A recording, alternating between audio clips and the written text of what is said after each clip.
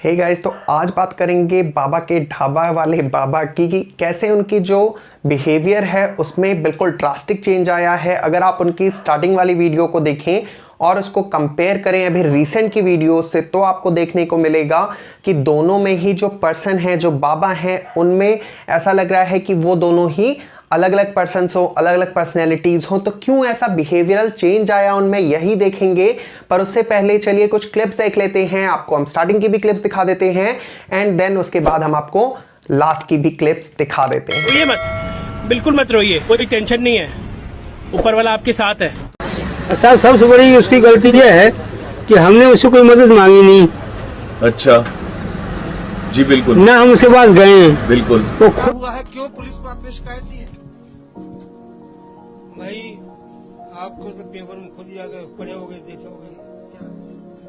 अब क्या है, पेपर में पढ़ के देख लो क्या है। सन के ऊपर अब केस कराया है और अभी आप पुलिस स्टेशन में थे, क्या बात हुई आपके अंदर? अब हमने जो उनको करवा दिया है अब वही जो करेंगे वही करेंगे। नहीं, आपने क्या रिपोर्ट क्या कही अपनी? हैं? आपने क्या अंदर अपनी रिपोर्ट शिकायत में वहाँ लिखा हुआ है, जाकर वहाँ चेक कर लो आप। इन्होंने अपनी कंप्लेंट फाइल कर दी है, स्टेटमेंट वहाँ लिखवा दिया है बस। लेकिन अगर जैसे कि गौरव वसन अपनी तरफ से सबूत दिखा रहे हैं कि उन्होंने कोई गबन नहीं किया है, तो जो अगर वो सही झूठा है? साबित हुए तो हैं? वो सही झूठा है? साबित हुए तो हैं? वैसे जो ये 20 लाख की बात आई है, आपको किसने कही? अब हमने जो बताया वो बता दिया हमने। हैं? अब आप वहीं जा करो, अंदर थाने में जाओ, वहाँ पूछो उनसे। तो अभी आपने क्लिप्स देख ली कि किस तरीके का बिहेवियरल चेंज आया है दोनों ही क्लिप्स में।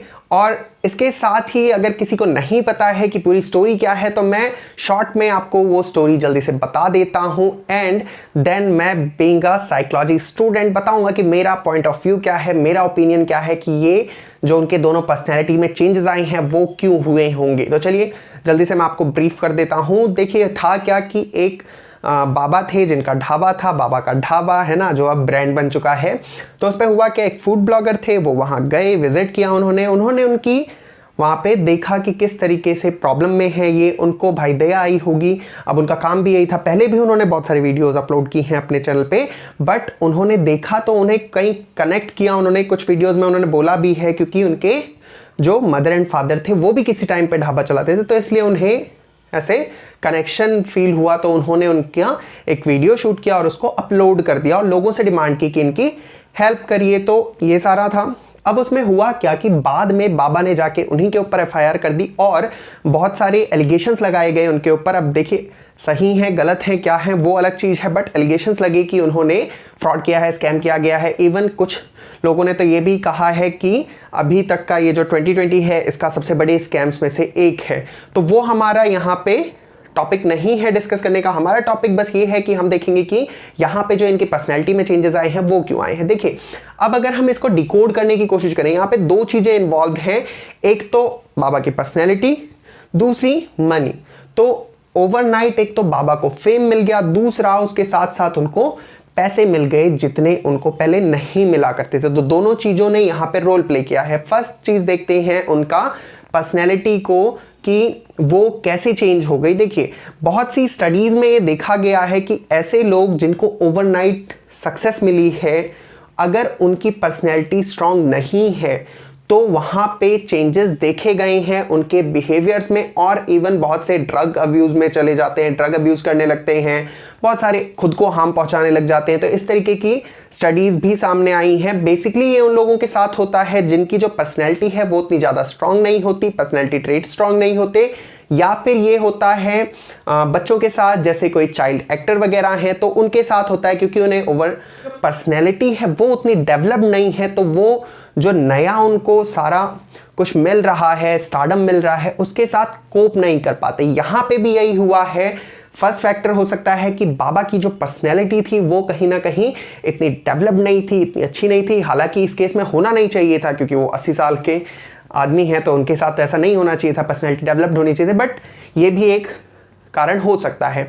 दूसरा यहाँ पे है कि एकदम से उनके पास बहुत ज़्यादा पैसे आने लगे। अब जब ये आई, एक तो नीड होती है, दूसरी ग्रीड होती है, तो उसकी वजह से भी हो सकता है कि प्रॉब्लम्स हो। तीसरा हो सकता है कि कोई, जैसा बहुत सी मीडिया रिपोर्ट्स में भी आ रहा है, लोग कह भी रहे हैं कि कुछ लोग अपना फ़ायदा भी देख रहे हो सकते हैं। सही बात है भाई, अब ब्रांड बन गया है तो हो सकता है कि कोई उनको चढ़ा भी रहा हो। कुछ मीडिया रिपोर्ट्स में ये भी आया है कि जो बाबा हैं वो अल्कोहल वगैरह ले मानते हैं जब ये पी करके बच्चों को अनाप शनाप कहेंगे, मारेंगे पीटेंगे, करने की कहेंगे कि तू भाग जा, ये भाग जा, तुम किस लिए।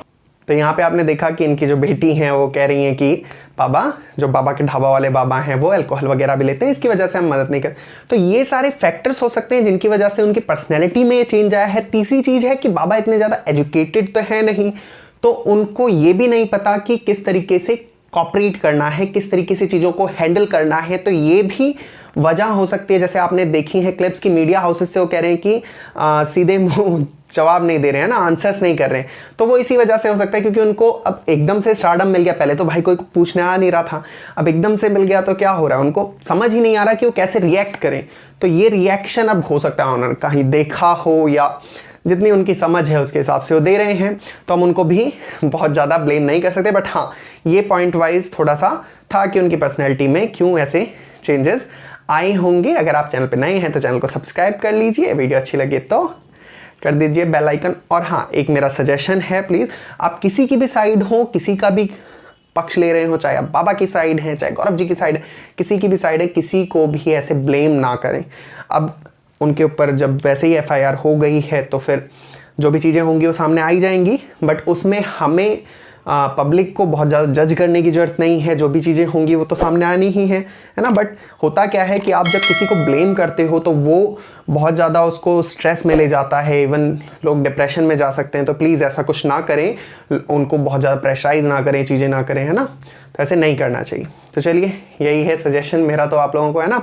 तो नए हैं तो सब्सक्राइब कर लीजिए चैनल। इसी तरीके से डिकोड करते रहेंगे हम चीज़ों को और देखेंगे साइकोलॉजी के पर्सपेक्टिव से, साइकोलॉजी के पॉइंट ऑफ व्यू से, उसके चश्मे से अलग अलग चीज़ों को। तो चलिए, मिलते हैं आपसे नेक्स्ट वीडियो में। Till then, take care and bye bye.